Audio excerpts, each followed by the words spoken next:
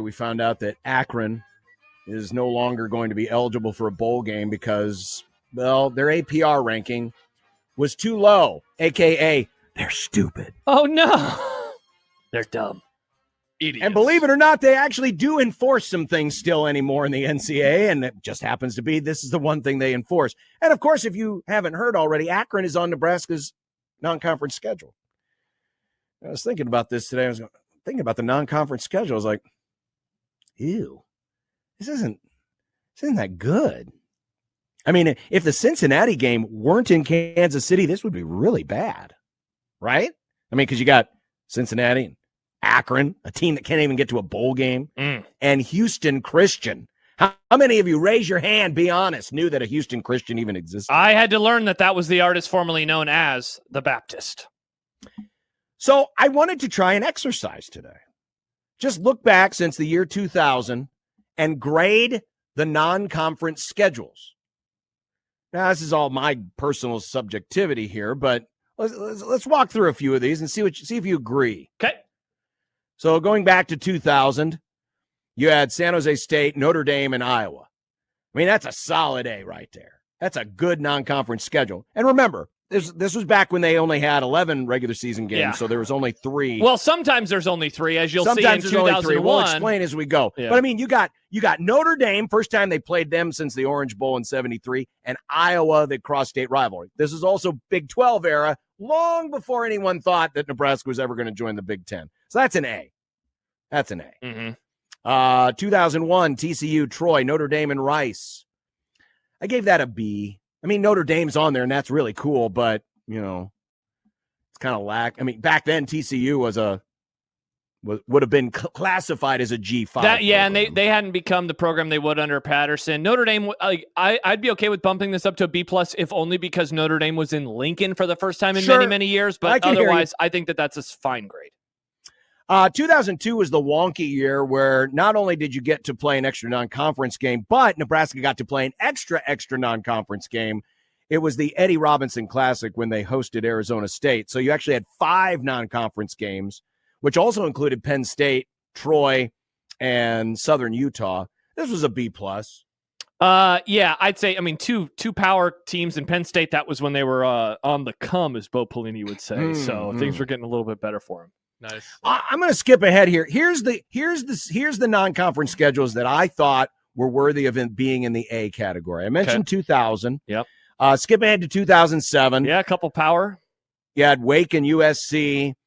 You had Nevada with Colin Kaepernick and Ball State, which, you know, was coached by Brady Hoke. I gave that an A. Mm-hmm. That was a good year.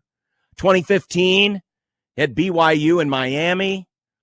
In addition to South Alabama, Southern Miss, you had no FCS schools. That I thought was worthy of an A. The next year, 2016, Fresno, Wyoming, and Oregon. Now, this is when we're getting into only 3.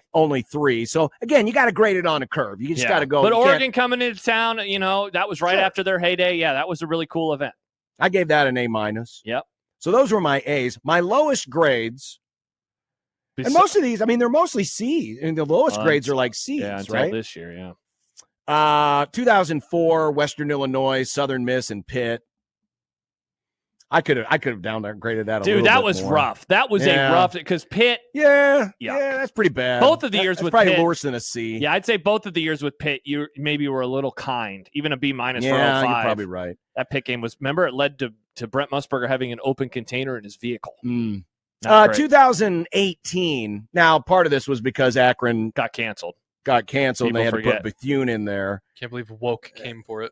Colorado and Troy, I gave that a C-. And the next year, you had South Alabama, Colorado, and Northern Illinois. That was I thought that was just a C. I'd bump them up just a little bit because of Colorado. But last year, you only had a C for UTEP, Colorado, and Northern Iowa. Now, part of that stay at a G or a FCS school. But, man, Colorado being on the schedule definitely has added, I would say, the last couple of years, there was more excitement for those two games than there were a lot of other ones in the years before.